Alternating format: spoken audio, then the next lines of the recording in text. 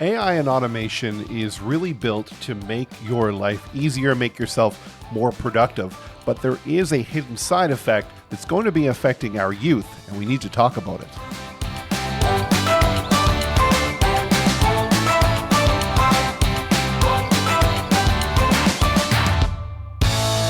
Hey, welcome to the Automation Show. When you think of automation, it goes hand in hand that AI is part of what it is that we do. Automation is built to streamline processes and make it repeatable. And you've heard me over and over talk about this if you follow any other content that I have put out over the years. AI is just making it more robust.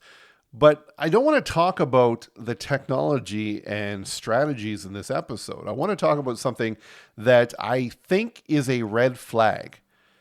And it's a red flag in the way that we potentially as a society aren't thinking through something.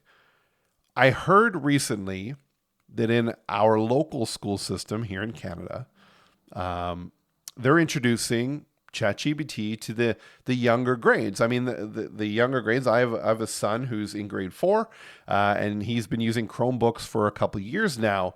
But I hear that they're starting to introduce ChatGPT and to teach the students about AI. That's where I have a bit of concern. Not in a way that I don't think they need to be taught this, because AI is something that is going to be prevalent in our lives more and more every single day, and they're going to grow up with it. But what happens if you introduce something that essentially teaches a student that they don't have to think? I mean, why are they in the school? They're in school to learn critical thinking, to learn problem solving, to learn independent thinking, those type of things.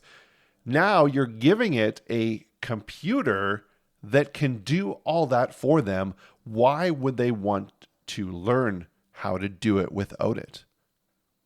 The question might be, do they need to learn how to do it without it? Personally, I think yes. I think it's going to round them out as a human being. It's going to be something that is going to be key. I don't believe, at least in the near future, that AI is just going to run itself. We're going to need people that are coming up that can actually integrate and work with it. So think about that. What can we do?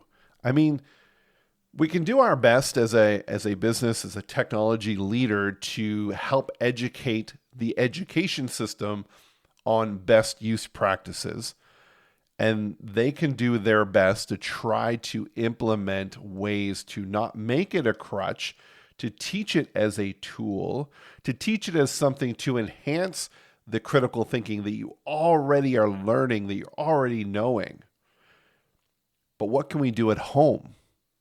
If you're a parent and you have a child and you're using AI, you can start to teach them these critical thinking skills, to think through the process, to then use a tool to enhance the process, because you can get to a certain point where you meet your capacity, you meet your limit of critical thinking, of problem solving, and then you can turn to a tool that has far more computing power and speed to be able to get you to an even enhanced answer.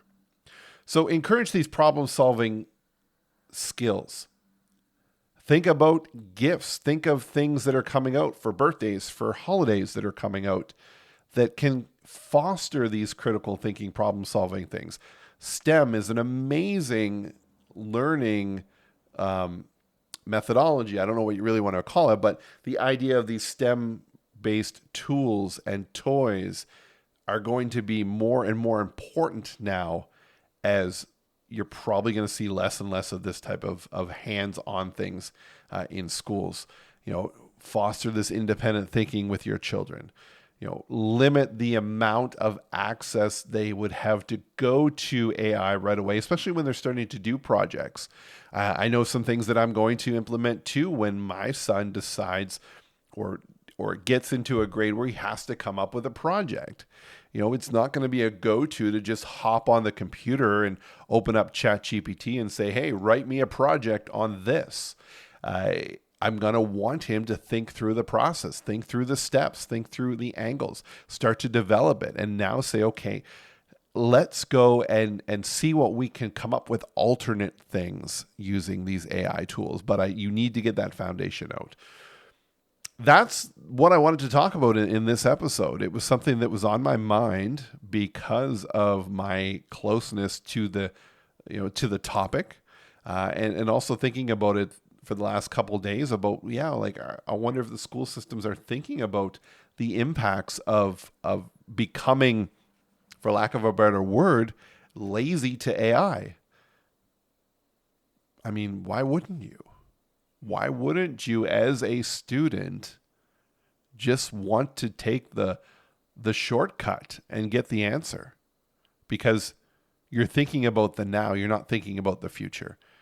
And what AI, and I truly believe this, and this comes down to automation, because all automation that we've built comes down to critical thinking and process thinking and thinking through logic and all those type of things. When you're designing stuff, when you're designing systems and you're using these tools, you need to have that critical thinking. You need to be able to think through what that process is. So we'd love your feedback. We'd love to hear if you've seen anything, heard anything, if you're involved in anything that is on this topic. Reach out to me wherever you're listening to this. Get my contact information. You can reach out to me there. And if you've got a really great story or example, we'll get you on the show and we'll talk about this together, because I think this is something that hasn't really fully been fleshed out and talked about yet, but it needs to be. So that's it for me. Thanks for listening to the show, and we'll talk to you next time. This episode of The Automation Show is proudly sponsored by ClientConnector.app, the tool that simplifies client engagement, lead nurturing, and sales follow-up with seamless automation. With Client Connector, you can connect with clients faster and smarter, saving time, making every interaction count. Go to ClientConnector.app today.